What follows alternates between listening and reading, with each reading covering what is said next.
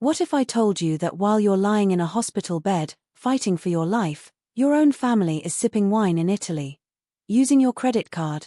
This isn't fiction. This is Riley's story, and it's about to change how you think about family forever. Picture this. You wake up in a sterile hospital room, your legs held together by metal rods, machines beeping around you like a symphony of survival.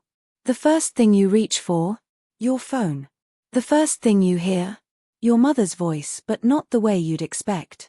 "Hi sweetheart, it's Mom. Dad and I are at the airport boarding our flight to Florence with Connor. The doctor says you'll be hospitalized for a while, so we figured there's nothing we can do.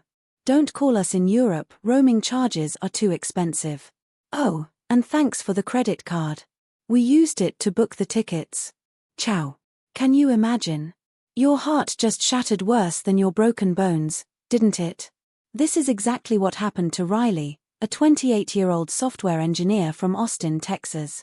Just 48 hours after a devastating car accident that left her unconscious for 3 days, her family abandoned her for a European vacation funded by her own money. But here's where it gets really twisted. For 6 long years, Riley had been the family ATM fresh out of college, landing a 6-figure job at a tech company. She thought she was being a good daughter. Every month, like clockwork, she'd send home $8,000. Let me repeat that, $8,000 every single month. Her parents James and Lorraine seemed perfect from the outside. Dad was a high school principal, Mom ran a flower shop. They showed up to every community event, never missed church, always looked picture perfect. But behind closed doors, they treated Riley like their personal bank account. And then there was Connor, her 25-year-old brother who lived in their parents' basement, gaming all day and starting businesses that never made a dime. While Riley graduated from Georgia Tech with a full scholarship and built a successful career, Connor dropped out of college because the environment wasn't right. The favoritism was brutal. Riley's 16th birthday? Mom promised to take her to dinner but cancelled last minute because Connor had a basketball scrimmage. Riley ate instant noodles alone while her birthday cake sat untouched on the table. When Riley graduated from college, her parents missed the ceremony because Connor lost his car keys and Dad had to drive 3 hours to pick him up. When she got her first job, they were more worried about Connor's journey of self-discovery. But Riley kept giving. And giving. And giving. She opened a separate account just for family expenses.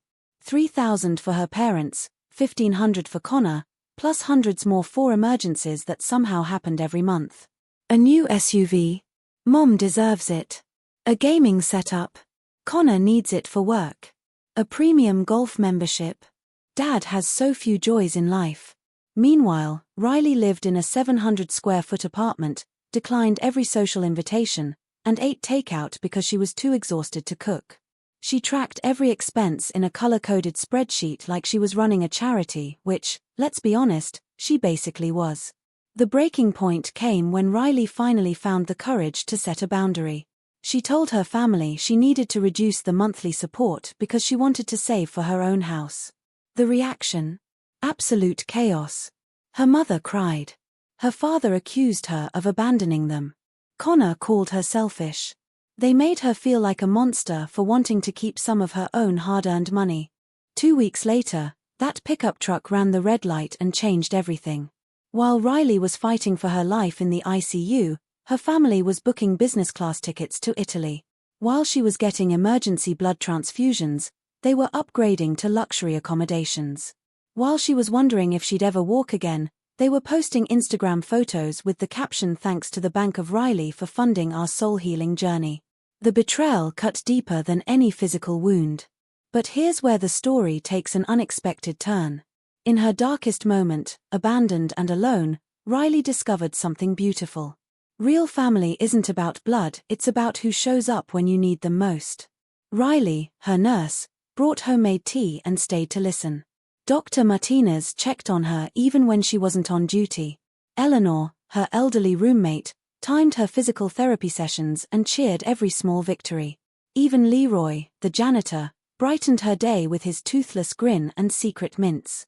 These strangers became her chosen family. They didn't owe her anything, but they gave her everything her blood relatives couldn't: genuine care, respect, and love without conditions.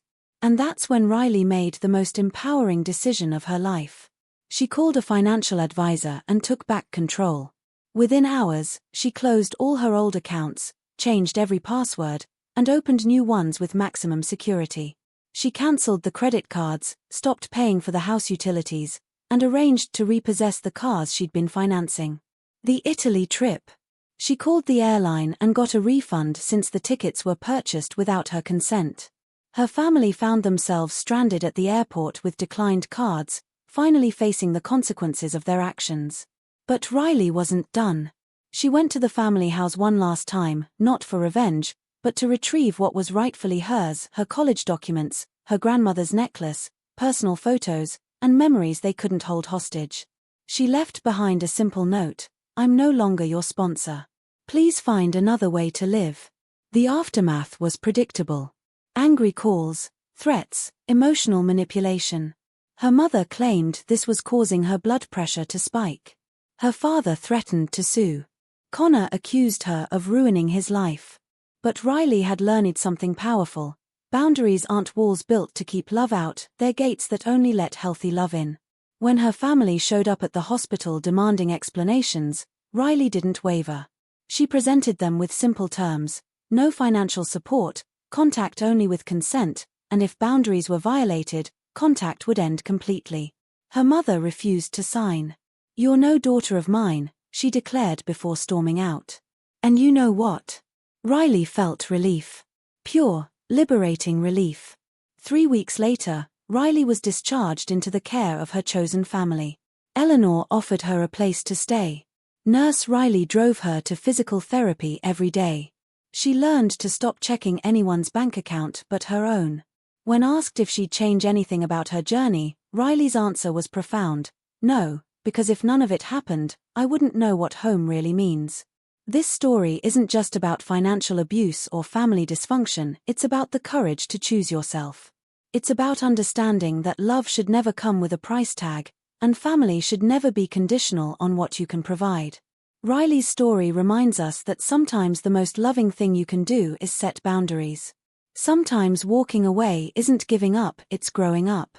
Sometimes the family you choose is stronger than the family you're born into. So here's my question for you.